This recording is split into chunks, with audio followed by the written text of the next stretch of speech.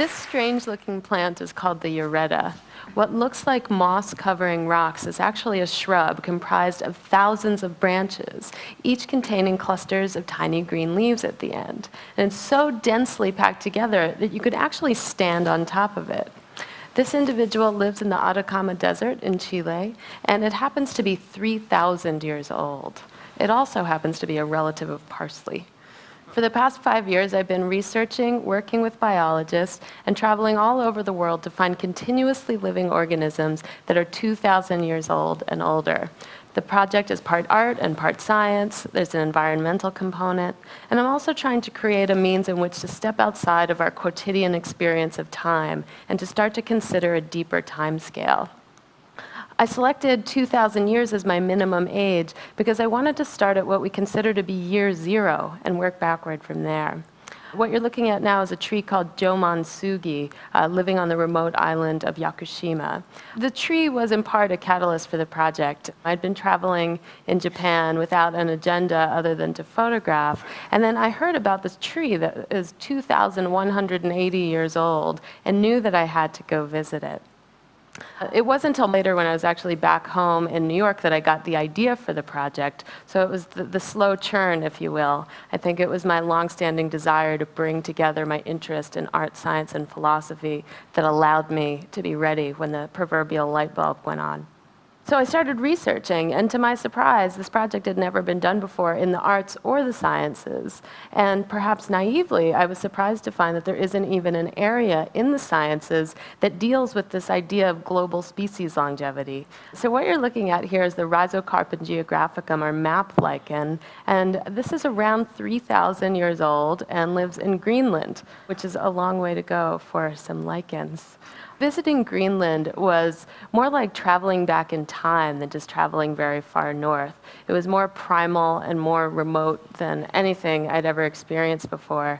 And this was heightened by a couple of particular experiences. One was when I had been dropped off by boat on a remote fjord, only to find that the archaeologists I was supposed to meet were nowhere to be found. And it's not like you could send them a text or shoot them an email, so I was literally left to my own devices. But luckily it worked out, obviously. But it was a humbling experience to feel so disconnected. And then a few days later, we had the opportunity to go fishing in a glacial stream near our campsite, where the fish were so abundant that you could literally reach into the stream and grab out a foot-long trout with your bare hands. It was like visiting a more innocent time in the planet. And then, of course, there's the lichens. These lichens grow only 1 centimeter every 100 years. I think that really puts human lifespans into a different perspective.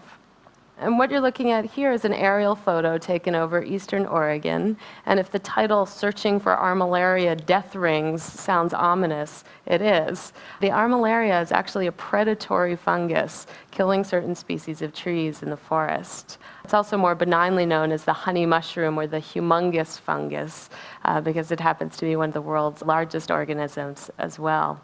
So with the help of some biologists studying the fungus, I got some maps and some GPS coordinates and chartered a plane. And I started looking for the death rings, the circular patterns in which the fungus kills the trees. So I'm not sure if there are any in this photo, but I do know that the fungus is down there. And then this back down on the ground, and you can see that the fungus is actually invading this tree. So that white material that you see in between the bark and the wood is the mycelial felts of the fungus. And what it's doing is actually slowly strangling the tree to death by preventing the flow of water and nutrients. So this strategy has served it pretty well. It's 2,400 years old. And then from underground to underwater, this is a brain coral living in Tobago that's around 2,000 years old. And I had to overcome my fear of deep water to find this one. This is at about 60 feet or 18 meters depth. And you'll see there's some damage to the surface of the coral. That was actually caused by a school of parrotfish that had started eating it, though luckily they lost interest before killing it. Luckily still, it seems to be out of harm's way of the recent oil spill. But that being said, we just as easily could have lost one of the oldest living things on the planet. And the full impact of that disaster is still yet to be seen. Now, this is something that I think is one of the most quietly resilient things on the planet. This is a clonal colony of quaking aspen trees living in Utah that is literally 80,000 years old. What looks like a forest is actually only one tree. Imagine that it's one giant root system, and each tree is a stem coming up from that system. So what you have is one giant interconnected, genetically identical individual that's been living for 80,000 years. It also happens to be male and, in theory, immortal. This is a clonal tree as well. This is the spruce Grand Pisea, which at 9,550 years is a mere babe in the woods. The location of this tree is actually kept secret for its own protection.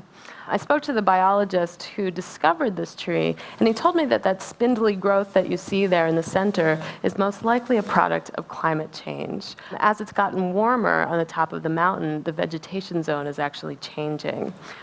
So we don't even necessarily have to have direct contact with these organisms to have a very real impact on them. This is the Fortingall yew. No, I'm just kidding. This is the Fortingall yew. But I put that slide in there because I'm often asked if there are any animals in the project. And aside from coral, the answer is no.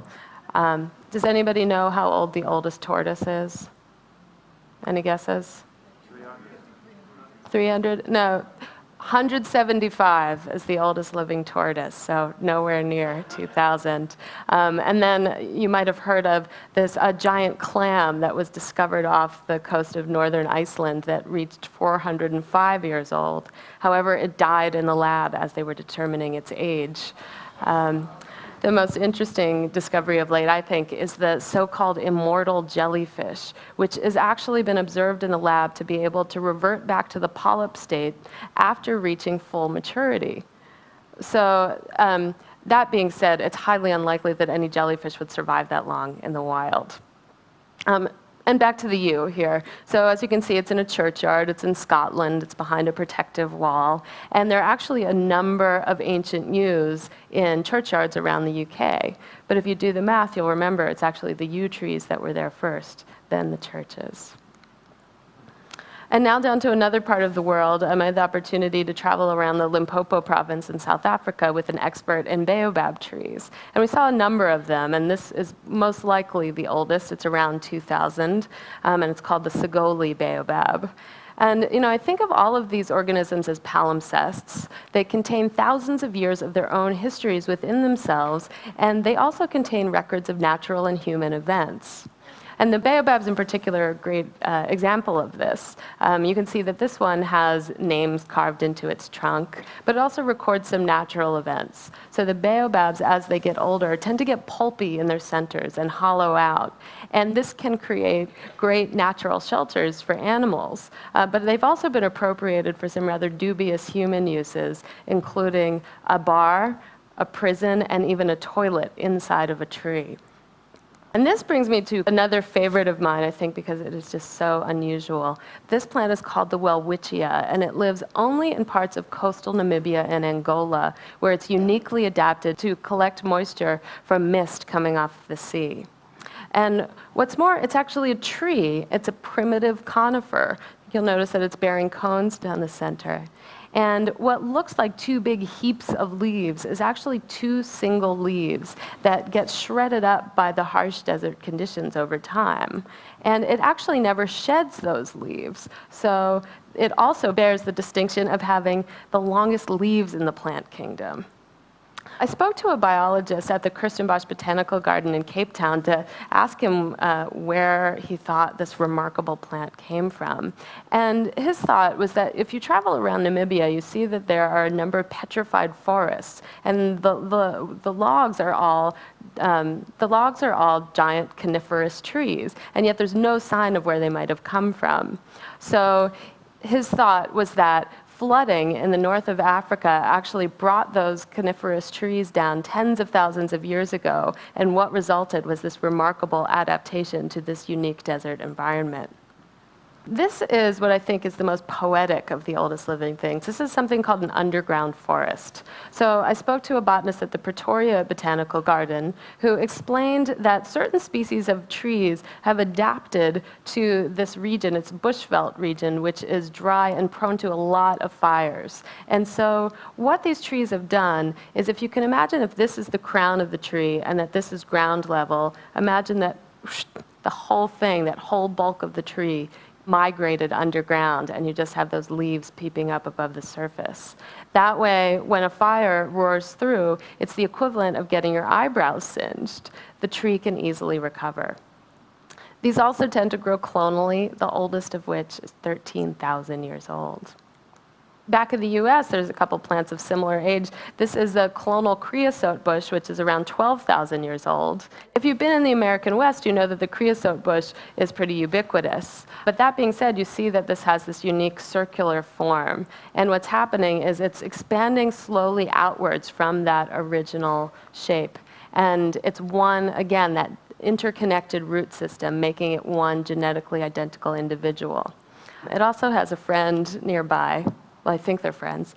This is the clonal Mojave yucca. It's about a mile away. And it's a little bit older than 12,000 years, and you see it has that similar circular form, and there's some younger clones dotting the landscape behind it. And both of these, the yucca and the creosote bush, live on Bureau of Land Management land. And that's very different from being protected in a national park. In fact, this land is designated for recreational all-terrain vehicle use. So now I want to show you what very well might be the oldest living thing on the planet. This is Siberian actinobacteria, which is between 400,000 and 600,000 years old. This bacteria was discovered several years ago by a team of planetary biologists hoping to find clues to life on other planets by looking at one of the harshest conditions on ours. And what they found by doing research into the permafrost was this bacteria. But what's unique about it is that it's doing DNA repair below freezing. And what that means is that it's not dormant. It's actually been living and growing for 500,000 years. It's also probably one of the most vulnerable of the oldest living things, because if the permafrost melts, it won't survive. This is a map that I put together of the oldest living things so you can get a sense of where they are. You see they're all over the world. The blue flags represent things that I've already photographed, and the reds are places that I'm still trying to get to. You'll see also there's a flag on Antarctica. I'm trying to travel there to find 5,000-year-old moss, which lives on the Antarctic Peninsula. So I probably have about 2 more years left on this project, or on this phase of the project. But after 5 years, I really feel like I know what's at the heart of this work. The oldest living things in the world are a record and celebration of our past, a call to action in the present, and a barometer of our future. They've survived for millennia in desert, in the permafrost, at the tops of mountains, and at the bottom of the ocean. They've withstood untold natural perils and human encroachments. But now some of them are in jeopardy, and they can't just get up and get out of the way. It's my hope that by going to find these organisms, that I can help draw attention to their remarkable resilience and help play a part in ensuring their continued longevity into the foreseeable future. Thank you.